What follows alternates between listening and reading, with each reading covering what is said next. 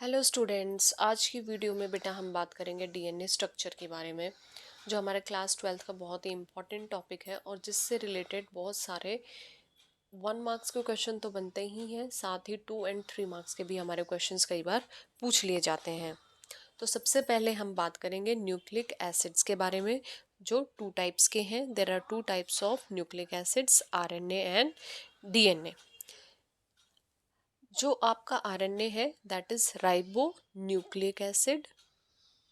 जब ribo nucleic acid की हम बात करते हैं तो आपको इतना तो शायद पता होगा कि जो हमारा जेनेटिक मटेरियल है, चाहे वो आरएनए है चाहे वो डीएनए है, वो किससे बना हुआ है? हमारे न्यूक्लिक बेसिस से, नाइट्रोजनस बेसिस से, और उसके साथ जुड़ा होता है शुगर। शुगर की जब हम बात करते हैं तो उसको हम बोलते हैं पेंटोज शुगर। पेंटोज शुगर का मतलब क्या है? There are 5 carbons, 1 2 3 4 and 5। जो ऊपर की तरफ होता है यहाँ पे आपका 5th प्रेजेंट होता है कार्बन। तो जब हम ऐसी पेंटोज शुगर की बात करते हैं तो ये हमारी जो सेकंड पोजीशन होती है, दिस इज सेकंड कार्बन। इसको 2' के द्वारा हम दिखाते हैं। यहाँ पर खाली अगर H है दैट मीन्स डीऑक्सी। अगर OH है, ऑक्सीजन मोइटी प्रेजेंट है, that is oxy ribo nucleic acid. ठीक है, या जिसको हम सिंपली राइबो न्यूक्लिक एसिड भी बोल देते हैं, ribo sugar, that is complete in structure. लेकिन वहीं अगर ये O ग्रुप एब्सेंट है, यहाँ OH पर खाली H आपका हाइड्रोजन आपका प्रेजेंट है, तो उसको हम क्या बोल देते हैं? डीऑक्सो राइबोन्यूक्लिक एसिड, जो हमारा कहाँ होता है? डीएनए में। तो सबसे बेसिक डिफरेंस हमारा डीएनए और आरएनए में बच्चे यही होता है कि जो आरएनए है हमारा, उसमें राइबोन्यूक्लिक एसिड है और डीएनए में डीऑक्सो राइबोन्यूक्लिक एसिड है, अगर हम शुगर की बात करते हैं तो। उसके बाद जो हमारा सेकंड मेजर डिफरेंस आता है that is between uracil and thymine. ठीक है, आरएनए में आपका क्या प्रेजेंट है? यूरेसिल। और थाइमिन में आपका कौन सा बेस प्रेजेंट है? थाइमिन। ये आपको 10th में जनरली बता दिया जाता है। तो अगर हम डायग्रामेटिक व्यू की बात करें तो हमारा डिफरेंस आरएनए और डीएनए का डायग्राम के तौर पे भी पूछ लिया जाता है कई बार, या फिर आपसे वो पॉइंट्स में भी differentiate between RNA and DNA ऐसे करके भी पूछ लेता है। तो ये कॉन्सेप्ट आपको क्लियर होना चाहिए यहाँ पर। अब secondly we will talk about the DNA, जो मेन हमारा डिस्कस किया गया है एनसीईआरटी में, that is about the DNA. So DNA की अगर हम बात करें सबसे पहले, तो DNA it is a long polymer of deoxy ribo nucleic acid. ठीक है, अब इस लाइन का क्या मतलब है? यहाँ पर long polymer of deoxy ribo nucleotides. Long polymer मतलब बहुत सारी यूनिट्स प्रेजेंट हैं। डीएनए की अगर हम बात करते हैं तो हमारे बेसिस कितने हैं? हमारे ट्रिलियन ऑफ बेसिस बन जाते हैं अगर हम पूरा ऑल ओवर द बॉडी बात करें। ठीक है, हमारे करोड़ों बेसिस मिलके एक के बाद एक बेस जुड़ा हुआ है। एडेनाइन, थायमिन, गुआनिन, साइटोसिन आपस में ऐसे जुड़े हुए हैं और एक बहुत लंबी चेन बनाते हैं, जिससे हमारा क्या बनता है? डीएनए। सेकेंड जो डीएनए के हमारा सेलिएंट फीचर है, length of DNA depends on the number of the nucleotide base pair present in it. ठीक है, कि कोई डीएनए कितना बड़ा होगा, उसका साइज कितना बड़ा होगा, it depends on the length of the DNA. Again number of nucleotides, मैंने बात की अभी करोड़ों, किसी में लाखों हो सकते हैं, किसी ऑर्गेनिज्म में थाउजेंड्स भी हो सकते हैं। हर ऑर्गेनिज्म का जो डीएनए आप कह सकते हो डीएनए मेकअप है, जेनेटिक मेकअप है, वो डिफरेंट होता है। नंबर ऑफ न्यूक्लियोटाइड्स अलग होते हैं और उसके साथ जुड़े हुए बाकी प्रोटीन और मटेरियल भी हर ऑर्गेनिज्म का अलग होता है। ठीक है, तो it depends on the species to species and genus पर। एक छोटे बैक्टीरिया की हम बात करेंगे तो उसका जेनेटिक मेकअप टोटली डिफरेंट है किससे? जो उससे थोड़ा सा भी हायर ऑर्गेनिज्म है। जैसे हमने बात की बैक्टीरिया मोनेरा में आते हैं तो हम प्रोटिस्टा की बात करेंगे या नाइडेरिया की बात करेंगे, तो उससे उसका जेनेटिक मटेरियल टोटली डिफरेंट हो जाएगा। तो हर ऑर्गेनिज्म की खासियत है, हर स्पीशीज़ की खासियत है कि उसका जो जेनेटिक मेकअप है, जो उसका डीएनए का कंटेंट है, वो बाकी लोगों से अलग है। चाहे वो कितना भी अलग हो, 0.0001% ही क्यों ना अलग हो, बट वो अलग होगा। नाउ ये आपके एनसीईआरटी में डिस्कस किए गए हैं बेटा, 2-3 बेस पेयर्स आपको पता होने चाहिए। बैक्टीरियोफेज आपका साई 174 नाम का जो स्ट्रेन है बैक्टीरियोफेज का, ठीक है, उसके पास सिर्फ 5386 न्यूक्लियोटाइड्स हैं। बैक्टीरियोफेज का अगर आप साइज देखोगे तो बैक्टीरियोफेज क्या है, बेसिकली जो बैक्टीरिया को इन्फेक्ट करते हैं, ऐसा मटेरियल, मतलब बैक्टीरिया से भी छोटा मटेरियल है अगर आप उसके साइज की बात करो तो। और उसके भी अगर डीएनए की बात करो तो सोच के देखो कितना छोटा होगा, लेकिन उसमें भी नियर अबाउट 5000 आपके न्यूक्लियोटाइड्स हैं। तो ये डीएनए की आप कह सकते हो सबसे बड़ी खासियत है कि वो खुद को इतना कॉम्पैक्ट रख सकता है कि भारी मात्रा में भी अगर न्यूक्लियोटाइड्स हैं तो वो उसको ऐसे पैकेज करेगा कि एक छोटी सी जगह में भी हमारे पास, अगर हम लेंथ की बात करें तो डीएनए बहुत ब्यूटीफुली पैक हो जाता है। बैक्टीरियोफेज लेम्बडा, ठीक है, अगेन ये स्ट्रेन दूसरा है बैक्टीरियोफेज का, ऊपर वाला दूसरा स्ट्रेन है आपका और नीचे वाला दूसरा स्ट्रेन है, ठीक है। ये आपको पता होगा कि जो हम बैक्टीरिया की बात करते हैं तो वहाँ हम स्पीशीज नहीं स्ट्रेन्स की बात करते हैं, ठीक है। तो ये अलग अलग स्ट्रेन्स हैं आपके बैक्टीरियोफेजेस के, और इसके अंदर देखो 48,500 समथिंग आपके बेस पेयर्स आ गए हैं। ऊपर सिर्फ 5000 थे, नीचे 50,000 के करीब आ गए हैं, ठीक है। ऊपर वाला भी बैक्टीरियोफेज है, नीचे वाला भी बैक्टीरियोफेज है। तो साइज से हमेशा डीएनए का कोई कोरिलेशन नहीं होता है। कोई छोटा ऑर्गेनिज्म भी है, छोटा साइज भी है किसी का, लेकिन उसका डीएनए का लेंथ बड़ा हो सकता है, ठीक है। ऐसा नहीं है ह्यूमंस हम बहुत बड़े हैं, हमारा डीएनए अगर हम कंपैरेटिवली प्लांट्स से बात करें, या हमसे किसी लॉर ऑर्गेनिज्म की, चूहे की बात भी अगर माउस की करते हैं हम, ह्यूमन और माउस का साइज कितना डिफरेंशिएट करता है अगर आप साइज की बात करो, लेकिन DNA number of base pairs अगर हम बात करेंगे तो उतना मेजर डिफरेंस हमारे पास नहीं आता है। अब ह्यूमंस जीनोम की अगर बात करें तो वहाँ पर कितना हमारा बेस पेयर है ये तो आपको बिल्कुल पता होना चाहिए, 3.3 इंटू 10⁻⁹ बेस पेयर्स।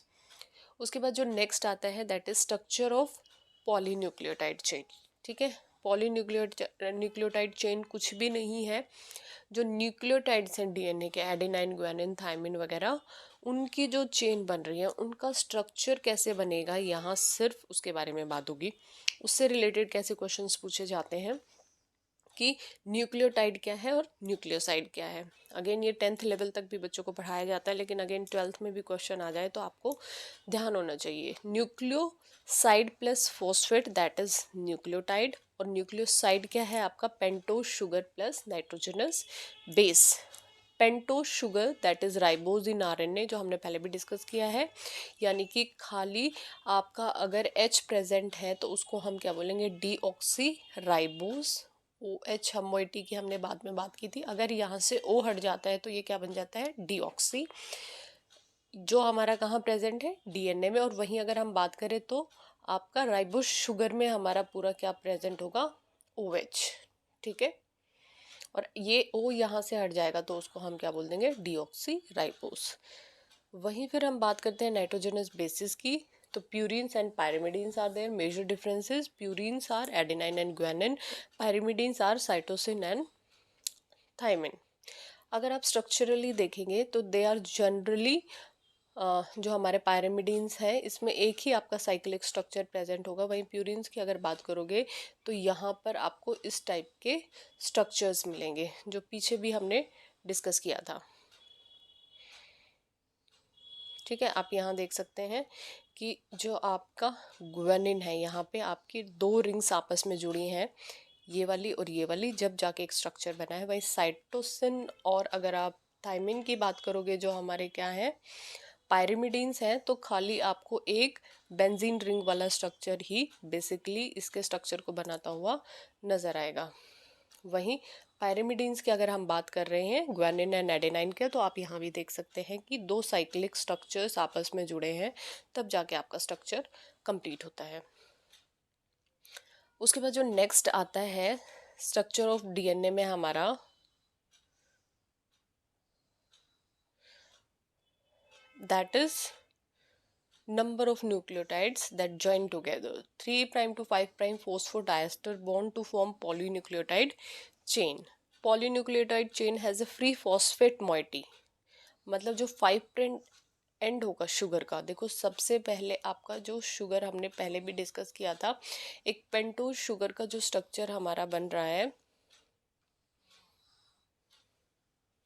ठीक है, यहाँ पर जो 5 प्राइम पोजीशन होगी कार्बन की, यहाँ पर ये एंड फ्री होगा क्योंकि यहाँ से इसके साथ आगे क्या बेस जुड़ेगा, बेस के बाद दूसरा बेस जुड़ेगा, ऐसे ही चेन बन जाती है। लेकिन जो सबसे ऊपर वाला आपका प्रेजेंट है शुगर मॉलिक्यूल, वहाँ पर क्योंकि कहीं ना कहीं एंड होगा, वो एंड होगा, उससे ऊपर कोई बेस प्रेजेंट नहीं होगा, वहाँ पे खाली 5 प्राइम पोजीशन प्रेजेंट होगी और वो क्या होगी, फ्री होगी, और वहाँ उसके साथ खाली एक फॉस्फेट ग्रुप आपका जुड़ा होगा, फॉस्फेट मोइटी वहाँ जुड़ी होगी। वहीं जब हम बात करेंगे एंड की, जहाँ पर चेन खत्म हो जाएगी, जहाँ पर चेन खत्म होगी, वहाँ पर जो आपका पेंटोज शुगर आएगा वो 3 प्राइम एंड 3 प्राइम पे ख़त्म होगा, और इसके बाद आगे कोई भी बेस आपका प्रेजेंट नहीं होगा क्योंकि ये क्या है, एंड ऑफ चेन है। तो यहाँ पर क्या है आपका 3 प्राइम OH ग्रुप जो है वो खाली होगा, यहाँ पे कोई बॉन्ड नहीं बनाएगा क्योंकि ये लास्ट आपका बेस है। ठीक है, तो ये आपको याद होना चाहिए कि एक एंड पे 5 प्राइम एंड शुगर आपका और दूसरे एंड पे 3 प्राइम OH ग्रुप क्या रहते हैं, फ्री रहते हैं, इनके साथ कोई बॉन्ड नहीं बनाता है क्योंकि एक क्या है स्टार्टिंग है, एक क्या है एंड है। अब मैं जैसे बोलती हूँ बच्चों को क्लास में, मैं बोलती हूँ कि आप एक दूसरे का हाथ पकड़ के एक चेन बनाइए, एक दूसरे का हैंड आप ज्वाइन करके एक लीनियर चेन आपको बनानी है। तो ऑब्वियसली बच्चे जो सबसे पहले बच्चा खड़ा होगा उसका जो एक हैंड है वो फ्री होगा। ठीक है, अगर हम राइट हैंड में बना रहे हैं चेन को तो लेफ्ट हैंड फ्री होगा ऑब्वियसली। ठीक है, क्योंकि वो स्टार्टिंग है, वहीं जहाँ वो चेन एंड करेगी बच्चों की, वो जो लास्ट हाथ होगा उसका क्या है, दूसरा सिरा क्या होगा, फ्री होगा, क्योंकि उससे आगे कोई बच्चा प्रेजेंट नहीं है। आई होप ये पॉइंट आपको क्लियर है। अब जो शुगर एंड फॉस्फेट है वो क्या बनाता है, बैकबोन बनाता है किसी भी पॉलीन्यूक्लियोटाइड चेन की। अब यहाँ से एक एक नंबर के कुछ क्वेश्चंस आ जाते हैं, तो ये भी आप डिस्कस कीजिए हमारे साथ। फ्रेडरिच मिशर नाम के जो साइंटिस्ट थे उन्होंने डिस्कवर किया था 1869 में न्यूक्लियन नाम का मटेरियल। न्यूक्लियन, ठीक है, डीएनए नहीं कह रहा है, ये क्या कह रहा है, उस जेनेटिक मटेरियल को न्यूक्लियन 1869 में डिस्कवर किया था। सबसे पहला आप कह सकते हो step towards DNA discovery. Wilkin and Franklin नाम के साइंटिस्ट ने डीएनए स्ट्रक्चर को प्रोड्यूस किया था या उसके बारे में पता किया था वाया एक्सरे डिफ्रैक्शन। ये टेक्निक का नाम है, एक नंबर क्वेश्चन में कॉम्पिटिटिव एग्जाम्स में भी पूछा जाता है और 12th में भी पूछ लिया जाता है। तो जो उन्होंने टेक्निक अपनाई थी वो क्या थी, एक्सरे डिफ्रैक्शन। उसके बाद लास्ट क्या है, डबल हेलिकल स्ट्रक्चर, आपको पता ही होगा, Watson and Crick. X ray diffraction technique को थोड़ा एडवांस करके इन्होंने प्रपोज किया था इसको। उसके बाद आता है शर्गाफ्स रूल। शर्गाफ नाम के साइंटिस्ट ने दिया था कि डबल स्टैंडर्ड डीएनए है तो जो रेशो है एडेनाइन एंड थायमिन का to guanine and cytosine that is constant are and equal to 1। ठीक है, जो इन दोनों का रेशो बनेगा वो क्या है, हमेशा कांस्टेंट बनेगा and it will be equal to 1। तो ये एक लाइन का शर्गाफ्स रूल है, ये भी कई बार पूछ लिया जाता है, तो इसको भी आप याद करें। Next is salient features of the double helical structure of DNA. ठीक है, ये क्वेश्चन कई बार बेटा 3 नंबर में भी आ जाता है, 2 नंबर में तो जनरली आता है, तो आप डबल हेलिकल स्ट्रक्चर थोड़ा सा बना के भी आएंगे। साइड में एक डायग्रामेटिक व्यू की कहाँ आपका फॉस्फेट है, कहाँ आपका जो पेंटोस राइबोस शुगर है that is present, adenine thymine आपस में कैसे बॉन्ड बना रहे हैं ग्वानोसिन के साथ और साइटोसिन के साथ, ये सब दिखा के आप एक जो डायग्राम है आपका एनसीईआरटी में वो ज़रूर बनाएंगे। उसके अलावा आप ये पॉइंट्स डिस्कस करेंगे। तो 2 polynucleotide chains are coiled to form a double helix sugar phosphate forms the backbone, जो हम पहले डिस्कस कर चुके हैं, and bases project inwards to each other. जब आप ये हेलिकल स्ट्रक्चर बनाते हैं तो बेसिस आप हमेशा अंदर की तरफ दिखाते हो। ये आपका बैकबोन हो गया शुगर और फॉस्फेट का, और यहाँ आप अंदर की तरफ हमेशा क्या दिखाते हैं, ये nucleic basis adenine and thymine. The two chains have anti-parallel polarity। ठीक है, ये 5' to 3' रन करता है, तो ये वाला आपका हमेशा 3' to 5' रन करेगा। ठीक है, अगर आप बात करेंगे तो एक लीनियर स्ट्रक्चर की अगर आप डीएनए दिखाते हो तो ये 5' to 3' है, और ये 3' to 5' है। अब जब हम नाइट्रोजनस बेसिस की बात कर रहे हैं तो हाइड्रोजन बॉन्डिंग होती है इनके बीच में। ए हमेशा टी के साथ बॉन्ड कराता है, और जो सी है वो जी के साथ बनाता है। ए एंड टी के बीच में डबल बॉन्ड होता है, सी एंड जी के बीच में हमेशा ट्रिपल बॉन्ड होता है। The plane of one base pair stacks over the other, this provide the stability to the helix along with the hydrogen bonding. तो स्टैकिंग क्या होता है, अगर यहाँ हम बात करें तो जो आपके बेसिस हैं जो ऐसे इनवर्ड आपके बना रहे हैं एक डीएनए के स्ट्रक्चर में, तो वो एक दूसरे के ऊपर स्टैक है। स्टैक का मतलब होता है जैसे आप नोटबुक भी कलेक्ट करके क्लास में रखते हो तो एक के ऊपर एक नोटबुक, ठीक है, वो जस्ट एक दूसरे के ऊपर आ रहे हैं। अगर नोटबुक थोड़ी सी भी इधर उधर आप रखोगे तो पूरा आप कह सकते हो पाइल गड़बड़ा जाएगा और नोटबुक्स गिर जाएंगी, तो स्टेबिलिटी नहीं रहेगी। तो वो स्टैकिंग जो एंगल फॉर्मेशन है वो हमेशा एक के ऊपर एक होना चाहिए ताकि हमारा डीएनए क्या रहे, स्टेबल रहे। हेलिक्स इज राइट हैंडेड, तो जो हम डीएनए स्ट्रक्चर की बात करते हैं दैट इज राइट हैंडेड।